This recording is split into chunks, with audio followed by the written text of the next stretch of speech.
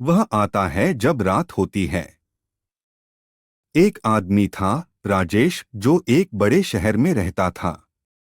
उसकी जिंदगी सामान्य थी, लेकिन पिछले कुछ हफ्तों से उसके साथ अजीब चीजें होने लगी थीं।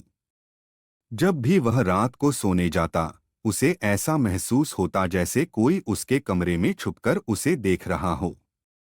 पहले तो उसने इसे अपना वहम समझा, लेकिन धीरे धीरे यह एहसास और गहरा होता गया। जब भी वह रात में आंखें बंद करता, उसे लगता जैसे कोई साया उसके करीब आ रहा हो। एक दिन राजेश अपने दोस्तों के साथ एक पार्टी से लौट रहा था। रात का समय था और सब कुछ सामान्य लग रहा था, लेकिन जब वह अपने फ्लैट में दाखिल हुआ, तब अचानक उसे ठंडी हवा का एक झोंका महसूस हुआ।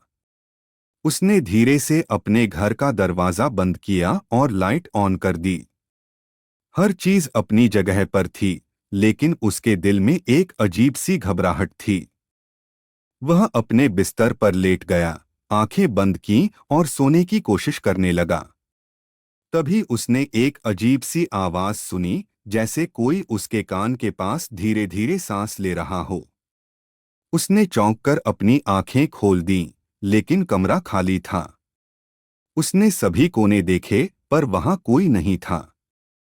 राजेश ने इसे अपने दिमाग का खेल समझा और वापस बिस्तर पर लेट गया। अगले कुछ दिनों तक ये आवाजें और भी ज्यादा होने लगीं। अब हर रात उसे लगता जैसे कोई उसके बिस्तर के नीचे या कमरे के किसी कोने में छिपा बैठा हो। उसने दोस्तों से बात की, लेकिन सबने इसे तनाव या थकान बताया। एक रात जब चीजें अपनी हद पार कर गईं, राजेश को अपने करीब किसी का हाथ महसूस हुआ। उसने जल्दी से लाइट ऑन की, लेकिन कोई नहीं था। तभी उसकी नजर एक छोटी सी डायरी पर पड़ी जो बिस्तर के नीचे से गिर गई थी। उसने डायरी उठाई, जो बहुत पुरानी लग रही थी। जब उसने डायरी खोली तो उसमें कुछ अजीब बातें लिखी थीं, जैसे कोई आदमी अपने डर और तन्हाई के बारे में लिख रहा हो।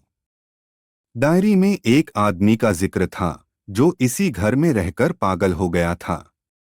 उस आदमी को लगता था कि कोई उसका पीछा कर रहा है, उसके सपनों में आता है और धीरे धीरे उसके दिमाग को अपना बना रहा है। उस आदमी की आखिरी लिखावट थी, वह आता है जब रात होती है, उसका वजूद मुझे महसूस होता है। अब मुझे लगता है कि मैं भी उसका हिस्सा बन रहा हूं। राजेश को समझ नहीं आया कि यह डायरी कैसे उसके कमरे में आई, लेकिन उस रात के बाद से उसका डर और गहरा हो गया। उसने अपने दोस्तों को बुलाया और उन्हें सब कुछ बताया, लेकिन जब तक वे लोग आए, डायरी गायब हो चुकी थी। अब राजेश के लिए रात का समय एक बुरा सपना बन चुका था। जब भी रात होती, उसका डर उस पर हावी हो जाता।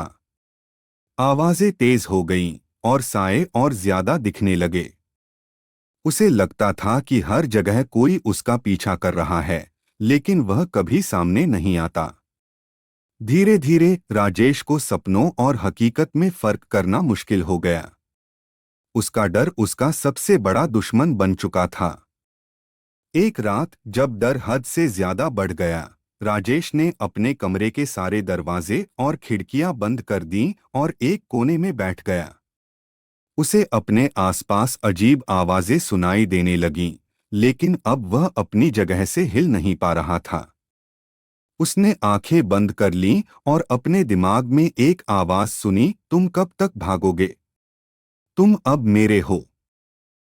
जब सुबह हुई, राजेश वैसे ही कोने में बैठा हुआ था, लेकिन अब उसकी आंखों में अजीब सी खालीपन थी। वह डर के समंदर में खो चुका था और अब वापस नहीं आ सकता था। राजेश का डर उसका सच बन चुका था और उसके दिमाग में बस एक ही बात थी, वह आता है जब रात होती है। और यह कहानी यही खत्म हो गई।